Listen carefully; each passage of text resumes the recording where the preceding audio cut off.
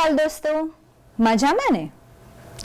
આજના આ home learning કાર્યક્રમમાં આપ સૌનું સ્વાગત છે. તમે સૌ જાણો છો કે અત્યારે કોવિડ-19 એટલે કે કોરોના વાયરસથી ફેલાયેલી મહામારીના કારણે આપણે સૌએ હંમેશા સાવધાની રાખવી જરૂરી છે અને તેના મુખ્ય 3 સૂત્રો છે. પહેલું કે આપણે માસ્કને યોગ્ય રીતે પહેરીશું. બીજું, આપણે આપણા હાથ વારંવાર સાબુ અને પાણીથી ધોઈશું અથવા તો હેન્ડ સેનિટાઈઝરનો ઉપયોગ કરીશું. અને ત્રીજું, જ્યારે પણ આપણે ઘરની બહાર નીકળીએ તો અન્ય વ્યક્તિથી આપણે ઓછામાં ઓછું 6 ફૂટનું અંતર જાળવીશું. પેલું સૂત્ર પણ તમને સૌને યાદ હશે કે જ્યાં સુધી દવા નહીં ત્યાં સુધી ઢીલાશ નહીં. તો આ દરેક સૂચનાનું પાલન કરીને તમે સૌ તમારું સ્વાસ્થ્ય જાળવજો. હવે તમને યાદ હશે કે આપણે ગયા અંકમાં પ્રકરણ 11 સુનીતા અવકાશમાંનો એક ભાગ જોઈ ચૂક્યા છીએ અને આજે આપણે તેનો ભાગ 2 જોઈશું. તો ભાગ 2 ની શરૂઆત કરીએ તે પહેલા ભાગ 1 માં આપણે શું ભણી ગયા તે યાદ કરીએ. આપણે ભાગ 1 માં જોયું હતું કે સુનીતા વિલિયમ્સ કેવી રીતે અવકાશમાં પહોંચ્યા. તેઓ નાસાની સંસ્થા દ્વારા અવકાશયાનમાં બેસીને અવકાશમાં સૌથી લાંબો સમય સુધી રહેવાનો વર્લ્ડ રેકોર્ડ પર નોંધાવી ચૂક્યા હતા. ત્યાર પછી આપણે નાસા અને આપણી ભારતની ઈસરો સંસ્થાની પણ માહિતી મેળવી. આપણે એ પણ જોયું કે સુનીતા વિલિયમ્સ જ્યારે અવકાશની સફરે ગયા ત્યાં તેમને કેવા અનુભવો થયા, તેમના ખાવા પીવા રહેવા સૂવાની વ્યવસ્થા શું હતી તે વિશે પણ આપણે જાણકારી મેળવી. ત્યારબાદ આપણે તે પણ જોયું કે આપણે જ્યારે પણ અવકાશમાં કૃત્રિમ ઉપગ્રહો મૂકીએ છીએ તો તે કૃત્રિમ ઉપગ્રહો શું કાર્ય કરે છે અને તે આપણને કેવી રીતે ઉપયોગી થાય છે. તો આ બધી જ માહિતી તમે સૌએ યાદ કરી લીધી હશે. તો ચાલો હવે આપણી આ અવકાશ યાત્રાની બીજી સફર માટે તૈયાર થઈ જાઓ. તમે તમારું પાઠ્યપુસ્તક, નોટબુક અને પેન તો સાથે રાખી છે ને? જ્યાં જ્યાં જરૂર જણાય ત્યાં તમે અહીં આપવામાં આવતા મુદ્દાઓની નોંધ પણ કરતા રહેજો. તો ચાલો આપણી આ યાત્રા શરૂ કરીએ. ગયા અંકમાં આપણે સુનીતા વિલિયમ્સ વિશે જાણ્યું હતું. હવે આપણે આ અંકમાં જોઈએ કે સુનીતા વિલિયમ્સ સિવાય અન્ય ભારતીય અવકાશયાત્રીઓ પણ કેવી રીતે અવકાશમાં ગયા હતા અને ત્યાં તેઓએ શું કર્યું હતું. અહીં આપેલી સ્લાઇડમાં તમે અન્ય ભારતીય અવકાશયાત્રીઓ જોઈ શકો છો, જેમાં પહેલા છે રાકેશ શર્મા અને બીજા છે કલ્પના ચાવલા. અવકાશમાં જનારા રાકેશ શર્મા સૌપ્રથમ ભારતીય અવકાશયાત્રી હતા, જ્યારે કલ્પના ચાવલા પણ અવકાશમાં જનારા જ એક અવકાશયાત્રી હતા. અને ખૂબ જ દુઃખની વાત છે કે એક અવકાશ યાત્રાની દુર્ઘટના દરમિયાન જ કલ્પના ચાવલાનું મૃત્યુ થયું હતું. આ અવકાશ યાત્રીઓની તો તમે જાણકારી મેળવી, પણ તમને એવું પણ થતું હશે કે નાસા એ તો અમેરિકાની સંસ્થા છે અને ઈસરો ભારતની સંસ્થા છે જે અવકાશ યાત્રાના લગતા સંશોધનો કરે છે.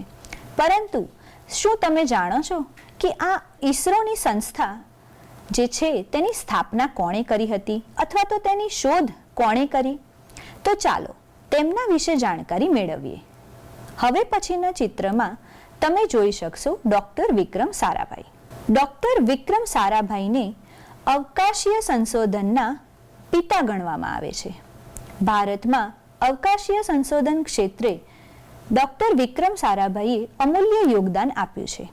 તેમણે PRL અને ઈસરોની સંસ્થાની સ્થાપના કરી હતી. આ બીજા ચિત્રમાં તમે જોઈ રહ્યા છો માનનીય Shri doctor APJ Abdul Kalam. Doctor Vikram સારાભાઈએ ઈસરોની સ્થાપના કર્યા પછી ડોક્ટર APJ અબ્દુલ કલામે આપણા ભારતને અવકાશ ક્ષેત્રે ખૂબ જ બહુમૂલ્ય સફળતા અપાવી. તેમને આપણા ભારતમાં મિસાઇલ મેન તરીકે પણ ઓળખવામાં આવે છે. ડોક્ટર APJ અબ્દુલ કલામે ઈસરોની સંસ્થામાં ઘણા બધા અવકાશીય સંશોધનો કર્યા અને પહેલું સફળ મિસાઇલ પ્રક્ષેપણ પણ કર્યું હતું અને આથી જ તેમને મિસાઇલ મેન કહેવામાં આવે છે. તો આ તો આપણે આપણા મહાન વૈજ્ઞાનિકોની માહિતી મેળવી. હવે તમને યાદ હશે કે જ્યારે સુનીતા બાળકોની મુલાકાતે આવ્યા હતા તો બાળકોએ તેમને ઘણા બધા પ્રશ્નો પૂછ્યા હતા. બાળકોએ તેમને તેવું પણ પૂછ્યું હતું કે આપણી પૃથ્વી અવકાશમાંથી કેવી દેખાય છે? શું તમે અવકાશમાંથી ભારત, અમેરિકા, ચીન, પાકિસ્તાન વગેરે દેશોને ઓળખી શકતા હતા? સુનીતા એ તેનો શું જવાબ આપ્યો તે આપણે હવે પછીના ચિત્રમાં જોઈએ. અહીં આપેલા બે ચિત્રોમાં તમે પૃથ્વીના ગોળા જોઈ શકો છો. પહેલા ગોળામાં આપણને ફક્ત બે જ રંગ દેખાય છે, જેમાં વાદળી રંગ તે પાણી દર્શાવે છે, જ્યારે લીલો રંગ તે ભૂમિય વિસ્તાર દર્શાવે છે. જ્યારે બીજો જે પૃથ્વીનો ગોળો આપવામાં આવ્યો છે તેમાં આપણને વાદળી રંગથી પાણીનો વિસ્તાર તો દેખાય જ છે, પણ સાથે સાથે જુદા જુદા બીજા રંગોથી અલગ અલગ દેશ દર્શાવવામાં આવ્યા છે. તો આ બે ચિત્રો પરથી તમે શું સમજ્યા? સુનીતાનો જવાબ યાદ આવ્યો? સુનીતાએ કહ્યું હતું કે તેઓ જ્યારે અવકાશમાંથી આપણી પૃથ્વીને જોતા તો તેમને આપણી પૃથ્વી ફક્ત બે જ રંગમાં દેખાતી હતી, વાદળી રંગ અને લીલો રંગ. જ્યારે સુનીતાને પૂછવામાં આવ્યું કે શું તેમણે જુદા જુદા દેશો ના જોયા, તો સુનીતાએ કહ્યું કે આ સરહદો તે અહીંયા પૃથ્વી પર રહેતા લોકોએ નક્કી કરેલી છે. અવકાશમાંથી તો સમગ્ર પૃથ્વી એક જ છે અને આવી સરહદો અવકાશમાં ક્યાંય નથી. સુનીતાએ એવું પણ કહ્યું કે આપણે પણ આ બધી સરહદોને ભૂલીને વસુધૈવ કુટુંબકમની ભાવના વિકસાવવી જોઈએ અને એકબીજાની સાથે લડાઈ બંધ કરવી જોઈએ.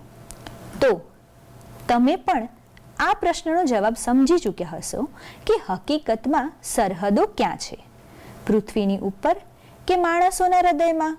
ચાલો હવે ત્યાર પછીનું ચિત્ર જોઈએ. અગાઉ આપણે જોયું હતું કે અવકાશમાં સૂર્યમંડળની અંદર ઘણા બધા ગ્રહો, ઉપગ્રહો, તારાઓ વગેરે આવેલા છે, જે તમે આ ચિત્રમાં જોઈ શકો છો. વચ્ચે આપણો સૂર્ય ચમકતો દેખાઈ રહ્યો છે અને તેની આસપાસ ગોળાકાર માર્ગ પર જુદા જુદા ગ્રહો પરિક્રમા કરી રહ્યા છે. સાથે સાથે તમે ત્યાં વિવિધ તારાઓ પણ જોઈ શકતા હશો. આ ચિત્રમાં તમે જોઈ શકો છો કે સૂર્યની આસપાસ વિવિધ ગ્રહો કેવી રીતે ગતિ કરે છે. આપણે જોઈ શકીએ છીએ કે દરેક ગ્રહનો એક પોતાનો પથ છે અને દરેક ગ્રહ આ પથ પર જ સૂર્યની આસપાસ ચોક્કસ અંતરે રહીને પરિક્રમા કરતો હોય છે. હવે આપણે જોયું કે અવકાશમાં સૂર્ય, ચંદ્ર, પૃથ્વી, તારાઓ, વાદળો બધા જ એક સાથે રહે છે. સાચું ને? તો હવે તમને એ પ્રશ્ન પણ થતો હશે કે આ બધા એક સાથે રહે છે તો આપણે તેમને એક સાથે કેમ નહીં જોઈ શકતા હોઈએ? અહીં આપેલા બે ચિત્રો જુઓ. એક ચિત્ર દર્શાવે છે સૂર્યનું, કે જે આપણને દિવસના સમયે જોવા મળે છે, જ્યારે બીજા ચિત્રમાં આપણે ચંદ્ર અને તારાઓ જોઈ શકીએ છીએ કે જેમને આપણે રાતના સમયે જ આકાશમાં જોતા હોઈએ છીએ. તો આવું કેમ? આપણે સૌ જાણીએ છીએ કે સૂર્ય એ પૃથ્વીની સૌથી નજીકનો તારો છે અને સૂર્યનો પ્રકાશ એટલો બધો વધારે હોય છે કે તેના પ્રકાશના કારણે આપણે ચંદ્ર અને અન્ય તારાઓને દિવસના સમયમાં જોઈ શકતા નથી, જ્યારે રાતના સમયે આપણે ચંદ્ર અને અન્ય તારાઓને જોઈ શકીએ છીએ. ચાલો હવે જોઈએ કે આપણને રાત્રે આકાશ કેવું દેખાય છે. તમે સૌએ પણ રાત્રે આકાશ દર્શન કર્યું જ હશે, ખરું ને? તો જોઈએ કે તે શું અહીં આપેલા બે ચિત્રોના જેવું જ દેખાય છે કે કંઈ અલગ? અહીં આપેલા બે ચિત્રમાંથી પહેલા ચિત્રમાં તમે જોઈ શકો છો કે ત્યાં ચંદ્ર અને તારાઓ બંને છે, જ્યારે બીજા ચિત્રમાં રાત્રિના સમય દરમિયાન તારાઓ તો દેખાઈ રહ્યા છે પણ ચંદ્ર ગાયબ થઈ ગયો.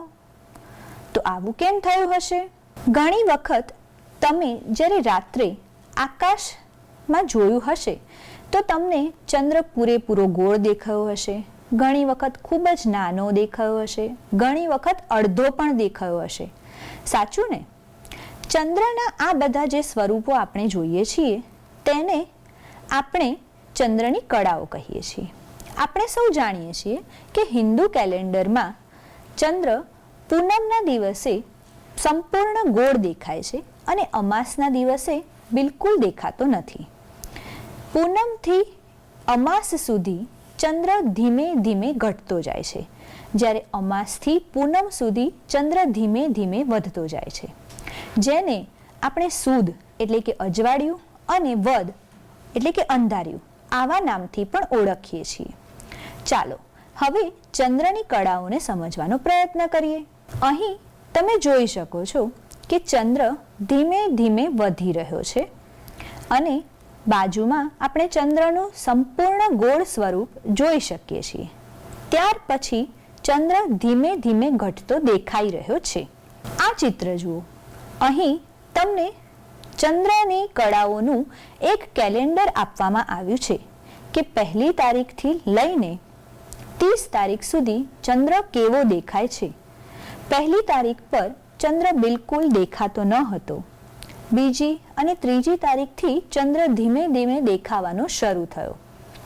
15મીએ ચંદ્રનું સંપૂર્ણ ગોળ સ્વરૂપ આપણે જોઈ શકીએ છીએ અને ત્યારબાદ ચંદ્રમાં ધીમે ધીમે ઘટાડો થતો ગયો. આ કેલેન્ડર જોયા પછી હવે તમારા માટે એક સ્વાધ્યાય છે કે હવે પછી જે પૂનમ કે અમાસનો દિવસ આવી રહ્યો છે ત્યારથી તમારે 30 દિવસ સુધી ચંદ્રનું રોજ રાત્રે અવલોકન કરવાનું છે અને તે ચંદ્ર તે દિવસે કેવો દેખાયો હતો તેનો આકાર દોરવાનો છે. તમને આ સ્વાધ્યાય કરવાનું ખૂબ ગમશે. આપણે સૌ જાણીએ છીએ કે ચંદ્ર, તારાઓ વગેરે સિવાય પણ આકાશમાં બીજા ઘણા બધા અવકાશી પદાર્થો છે. તમે ખરતા તારાનું નામ સાંભળ્યું છે? અથવા તો ખરતો તારો ક્યારેય જોયો છે? શું તારો ખરેખર ખરી જતો હશે? અને જો એ આકાશમાંથી ખરી જાય તો ક્યાં જતો હશે? આવા અનેક પ્રશ્નો તમારા મનમાં થતા હશે, સાચું ને? ચાલો આપણે તેના વિશે જાણીએ. આ ચિત્રમાં તમે આકાશમાંથી એક ખરતો તારો જોઈ શકો છો. તમે આવો ખરતો તારો હકીકતમાં ક્યાંય જોયો હશે અથવા તો ટીવીમાં પણ ક્યાંક ને ક્યાંક જોયો જ હશે. આ ખરતો તારો હકીકતમાં એક લઘુગ્રહ છે કે જે જ્યારે પોતાનો પરિભ્રમણ પથ છોડીને પૃથ્વીના વાતાવરણમાં પ્રવેશે છે તો તે પૃથ્વીની તરફ એક ઘસરકા સાથે આકર્ષાય છે અને તેના કારણે ત્યાં એક લીસોટો પડે છે, જેના કારણે આપણને એવું લાગે છે કે તે તારો ખરી રહ્યો છે. પૃથ્વીના ઘર્ષણ બળના કારણે તે આવી રીતે ચમકતો દેખાય છે અને પૃથ્વીના વાતાવરણમાં પ્રવેશતા જ તે ધડાકા સાથે તૂટી જાય છે.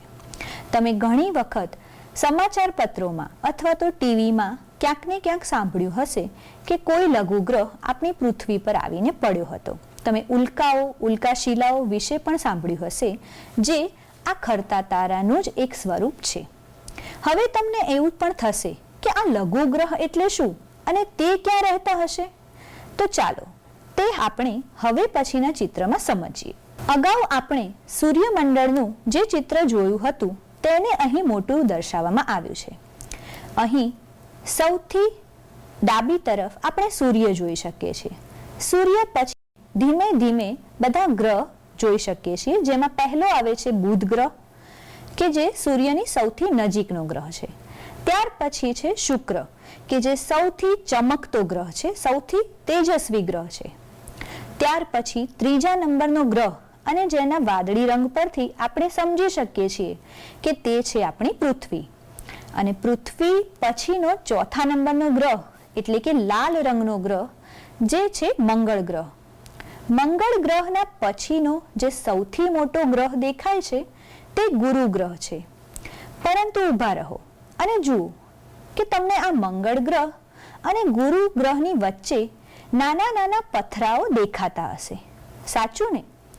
આ પથરાઓ એ જ આપણા લઘુ ગ્રહો છે કે જે ગ્રહ બની શક્યા નહીં અને મંગળ અને ગુરુ ગ્રહની વચ્ચે આવેલા પટ્ટામાં ગોઠવાયા. લઘુ ગ્રહો પણ સૂર્યની આસપાસ મંગળ અને ગુરુ ગ્રહની વચ્ચે રહીને ફરતા રહે છે. જ્યારે તેઓ આ પટ્ટામાંથી બહાર નીકળી જાય અને પૃથ્વીના ગુરુત્વાકર્ષણમાં પ્રવેશે ત્યારે તે ઉલ્કાશિલા સ્વરૂપે પૃથ્વી પર પડતા હોય છે, જેને આપણે ખરતો તારો કહીએ છીએ. તો લઘુ ગ્રહો વિશેની માહિતી મેળવવાની મજા પડી ને?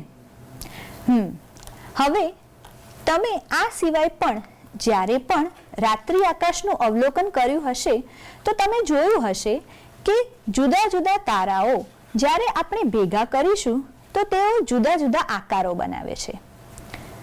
શું તમે તે આકારો કેવા છે તે ક્યારેય અવલોકન કર્યું છે? ચાલો આપણે તે તારાઓના આકારો વિશે જાણીએ. અહીં તમને તારાઓનો સમૂહ એટલે કે તારા જૂથ કે જેને આપણે નક્ષત્રો પણ કહીએ છીએ તેના 2 ચિત્રો આપવામાં આવ્યા છે. પહેલા ચિત્રમાં કોઈ યોદ્ધા યુદ્ધ લડી રહ્યો હોય અને એક હાથમાં ઢાલ હોય તેવું ચિત્ર તમે જોઈ શકતા હશો. જ્યારે બીજા ચિત્રમાં તમે પાણી પીવાના ડોયા આકારનું એક તારા જૂથ જોઈ શકતા હશો. આ તો અહીં ફક્ત આવા 2 જ તારા જૂથના ઉદાહરણ આપ્યા છે.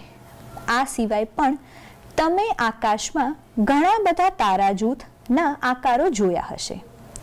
હવે પછી તમે જ્યારે પણ રાત્રિ આકાશ દર્શન કરો તો તમે ત્યાં તારાઓના સમૂહથી બનતા જુદા જુદા કેવા આકારો જોયા તે પણ નોંધવાનું છે. આગળના ધોરણમાં તમે જેમ જેમ ભણતા જશો તેમ તમે વિવિધ પ્રકારના નક્ષત્રો અને તેમના આકારો વિશેની વધારે માહિતી મેળવશો. ત્યાર પછી તમને યાદ હશે કે આકાશમાં એક તારો સૌથી વધારે ચમકતો હોય છે. શું તમે જાણો છો તે તારાનું નામ શું છે? તે તારાનું નામ છે ધ્રુવ. હંમેશા આકાશમાં ઉત્તર દિશામાં ચમકતો તારો તે ધ્રુવનો તારો કહેવાય છે. ઘણી બધી જગ્યાએ જ્યારે ચોક્કસ દિશાની ખબર ના હોય અથવા તો દિશા જાણવા માટેનું કોઈ યંત્ર પણ ના હોય ત્યારે આપણે ધ્રુવના તારાની મદદથી દિશા જાણી શકીએ છીએ, કારણ કે ધ્રુવનો તારો હંમેશા ઉત્તર દિશામાં જ ઉગતો હોય છે. તો આ માહિતી પરથી તમે પણ જ્યારે ક્યાંય ખોવાઈ જાઓ અથવા તો કોઈને દિશા દર્શાવવા માંગતા હોય તો તમે તમને ધ્રુવના તારાની દિશા એટલે કે ઉત્તર દિશા જરૂરથી જણાવી શકશો. હવે આપણે એ સમજી લીધું છે કે જ્યારે આપણે કોઈ પણ પદાર્થને પૃથ્વીની સપાટી પર રહીને જો ઉપર હવામાં ઉછાળીએ છીએ તો તે નીચે આવે છે, પરંતુ જો સુનીતાની જેમ આપણે અવકાશયાનમાં જઈ કોઈ પદાર્થને ઉપરની દિશામાં ફેંકીશું તો શું તે નીચે આવશે ખરો? ચાલો તમારા આ જ્ઞાનને આપણે હવે પછીની પ્રવૃત્તિમાં ચકાસીએ. આની વિગત તમે તમારી નોંધપોથીમાં પણ નોંધી શકો છો. અહીં તમને એક કોષ્ટક આપવામાં આવ્યું છે જેમાં કેટલીક વિગતો દર્શાવવામાં આવી છે. તમારે તે વિગત વાંચીને કહેવાનું છે કે આ પ્રક્રિયા પૃથ્વી પર જોવા મળશે કે અવકાશમાં. પહેલી વિગત છે કે પાણી ડોલમાં રહે છે. કહો, પાણી ડોલમાં જ રહેતું હોય તેવું ક્યાં જોવા મળશે? પૃથ્વી પર કે અવકાશમાં? સાચું. પાણી પૃથ્વી ઉપર જો હોય તો તે ડોલમાં જ રહે છે, જ્યારે અવકાશમાં હશે તો તે બિંદુના સ્વરૂપમાં ફરતું રહેશે. બીજી વિગત છે કે વાળમાં કાંસકો ફેરવવાની જરૂર નથી. તમે સુનીતા વિલિયમ્સનો ફોટો જોયો હશે અને તમને યાદ હશે કે સુનીતા વિલિયમ્સના વાળ હંમેશા ઊભા જ રહેતા હતા. તો આના પરથી તમે તે જવાબ આપી શકશો કે વાળમાં કાંસકો ફેરવવાની જરૂર આપણને અવકાશમાં રહેતી નથી. પૃથ્વી પર રહીએ તો આપણે રોજ વાળ ઓળવા પડશે. ત્યાર પછીની વિગત છે ખાવાનું હવામાં તરે છે. હવે તો તમને બધાને આવડી ગયું કે ખાવાનું હવામાં તરે છે તે તો ફક્ત અવકાશમાં જ થાય. પછી આપવામાં આવ્યું છે હવામાં બોલ ફેંકતા હાથમાં પાછો આવે છે. ક્રિકેટ મેચ યાદ કરો. જ્યારે ક્રિકેટમાં બોલ ઉપરની તરફ જાય તો તે હાથમાં પાછો ક્યારે આવશે? પૃથ્વી પર રહીને કે અવકાશમાં? સાચું. આ વિગત થશે પૃથ્વી પર. ત્યાર પછી હવામાં સિક્કો ઉછાળતા તે તરતો રહે છે. વાહ, સરસ. હવે તમને ખબર પડી ગઈ કે આ તો અવકાશમાં જ બનશે. અને છેલ્લી વિગત છે, કોઈ એક જગ્યા પર રહેવા માટે બંધાવવું પડે છે. શું પૃથ્વી પર આપણે કોઈ જગ્યા પર ઊભા રહેવું હોય તો બંધાવવું પડશે? આ ફક્ત અવકાશમાં જ થશે. તો કોષ્ટકની વિગતો ભરવાની મજા આવી ને? ચાલો હવે આ પ્રકરણમાં આપણે જેટલું પણ શીખ્યા છીએ તો તેના પરથી કેટલાક ચર્ચા પ્રશ્નો લઈએ. તમે આ પ્રશ્નોની નોંધ કરતા રહેજો અને સાથે સાથે તેના જવાબો આપવા પણ પ્રયત્ન કરજો. આપણો પહેલો ચર્ચા પ્રશ્ન છે કે પૃથ્વીનો આકાર કેવો છે? હવે તો તમને બધાને ખબર છે કે પૃથ્વીનો આકાર એ ગોળ છે, પણ તે સંપૂર્ણ ગોળ નથી, નારંગી જેવો ગોળ છે. બીજો ચર્ચા પ્રશ્ન, જો આપણે પૃથ્વીની સપાટી પર રહીએ છીએ તો આપણે નીચે કેમ પડી જતા નથી? ઉમંગ અને ખુશ્બુની વાતોને યાદ કરો. ખુશ્બુએ ઉમંગને કહ્યું હતું કે આપણે પૃથ્વીની સપાટી પર રહીએ છીએ તો આપણા ઉપર પૃથ્વીનું ખેંચાણ બળ એટલે કે ગુરુત્વાકર્ષણ બળ લાગે છે અને એટલા માટે જ આપણે નીચે પડી જતા નથી. ત્યાર પછીનો પ્રશ્ન છે, અવકાશમાં દરેક વસ્તુ હવામાં તરતી કેમ રહે છે? આગળના પ્રશ્નના જવાબમાં જ આ પ્રશ્નનો જવાબ પણ મળી ગયો કે અવકાશમાં પૃથ્વીના જેવું ખેંચાણ બળ હોતું નથી અને એટલા માટે જ દરેક વસ્તુ હવામાં તરતી રહે છે. પછી આગળનો પ્રશ્ન પૂછવામાં આવ્યો છે કે અવકાશ યાત્રીને અવકાશમાં જતા પહેલા તાલીમ લેવી જરૂરી છે. શા માટે? અહીં આપણે પહેલા તો એ વિચારવું પડશે કે શું તેને તાલીમ લેવી જરૂરી છે? હા કે ના? તેનો જવાબ હશે હા. જો હા તો શા માટે? તાલીમ ના લઈએ તો ના ચાલે. પર્વતારોહણ વાળો 9મો પાઠ યાદ કરો. તેમાં પણ પર્વતારોહકોને તાલીમ આપવામાં આવતી હતી.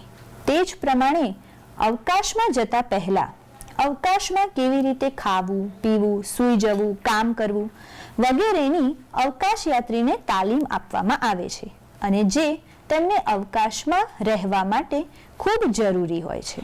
ત્યાર પછીનો પ્રશ્ન છે કે જો સુનીતાના અવકાશયાનમાં લપસણી હોત તો શું આપણે તેના પરથી નીચે જ આવતા? અવકાશયાનમાં તો પૃથ્વી જેવું ખેંચાણ બળ જ નથી, તો આપણે લપસણી પરથી નીચે ના પણ આવતા અને હવામાં તરી પણ શકતા. અને છેલ્લો પ્રશ્ન, આપણે ચંદ્ર અને ચંદ્રની કળાઓ જોઈ છે તો તેના પરથી કહો કે ચંદ્ર સાથે કયા તહેવારો સંબંધિત છે? આપણા ઘણા બધા તહેવારો ચંદ્ર સાથે સંબંધિત છે જે તમે ટીવીમાં પણ ક્યાંક ને ક્યાંક જોયા હશે. જેમાંથી એક છે ઈદ, ત્યાર પછી શરદ પૂર્ણિમા, પછી નાળિયેરી પૂર્ણિમા એટલે કે રક્ષાબંધન, ત્યાર પછી ફાગણની પૂનમ એટલે કે હોળી, પછી દિવાળી કે જે અમાસના દિવસે આવે છે કે જ્યારે ચંદ્ર દેખાતો જ નથી. તો આવા તો ઘણા બધા તહેવારો ચંદ્ર સાથે સંબંધિત છે. હજી પણ તમે આ યાદીમાં તમારા નામ જોડી શકો છો. તો આ પ્રકરણમાં તો ઘણું બધું શીખ્યા, સાચું ને? ચાલો આ 2 અંકમાં આપણે કઈ કઈ બાબતો શીખી ગયા તે એકવાર યાદ કરીએ. સૌથી પહેલા આપણે શીખ્યા હતા પૃથ્વીનો દેખાવ. ત્યાર પછી અવકાશયાન અને અવકાશ યાત્રી વિશે પણ માહિતી મેળવી. પછી અવકાશ યાત્રીના અનુભવો જોયા, એટલે કે સુનીતા વિલિયમ્સ જ્યારે અવકાશયાનમાં હતા ત્યારના તેમના અનુભવો. પછી આપણે સમજ મેળવી પૃથ્વીના ખેંચાણ બળ વિશે. ત્યાર પછી આપણે નાસા અને ઈસરોની સંસ્થાઓની માહિતી મેળવી. ત્યાર પછી આપણે જોયું કે કૃત્રિમ ઉપગ્રહ એટલે શું અને તેની ઉપયોગિતા શું છે. પછી આપણે સૂર્યમંડળ અને તેના સભ્યોની માહિતી મેળવી. ત્યારબાદ આપણે જોયું ચંદ્ર કેવી રીતે પોતાનો આકાર રોજે રોજ બદલે છે અને કળાઓ કરે છે. ત્યાર પછી આપણે ખરતા તારા અને લઘુ ગ્રહો વિશે પણ સમજ મેળવી અને આકાશમાં જુદા જુદા તારાઓ ભેગા મળીને કેવા કેવા જુદા જુદા આકારના નક્ષત્રો બનાવે છે તેની વાત પણ જાણી. આ બધી બાબતોની માહિતી મેળવ્યા પછી હવે તમે સુનીતા અવકાશમાં વિશે કોઈ પણ પ્રશ્ન પૂછવામાં આવશે તો તેનો જવાબ ચોક્કસથી આપી શકશો, ખરું ને? તમે આ પ્રકરણને વાંચીને ફરીથી તમારા જ્ઞાનને યાદ કરી લેજો. તો હવે મળીશું આવતા અંકે. આવજો.